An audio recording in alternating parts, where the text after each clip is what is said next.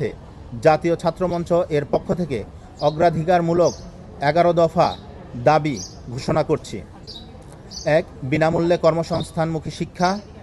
2. নিয়মিত ও গণতান্ত্রিক ছাত্র সংসদ নির্বাচন। 3. সবুজ ও পরিবেশ বান্ধব ক্যাম্পাস। 4. জেন্ডার সেফ ক্যাম্পাস নিশ্চিতকরণ। 5. বেসরকারি শিক্ষায় অবাধ বাণিজ্য নিয়ন্ত্রণ।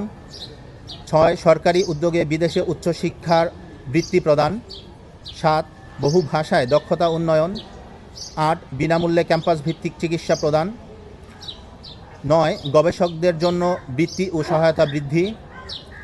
10. ইন্টার্নশিপ ও পার্ট টাইম কাজের সুযোগ সুবিধা বৃদ্ধি। 11. শিক্ষার্থীদের কল্যাণমূলক ব্যবস্থা সম্প্রসারণ। এছাড়াও শিক্ষার্থীদের কল্যাণার্থে প্রয়োজনীয় যে কোনো কর্মসূচি ও উদ্যোগের সাথে জাতীয় ছাত্রমঞ্চ কাঁধে কাঁধ মিলিয়ে কাজ করে যাবে। আমরা বিশ্বাস করি ছাত্র রাজনীতি হবে জ্ঞান, যুক্তি, নেতৃত্ব, সংস্কৃতি ও সেবার রাজনীতি।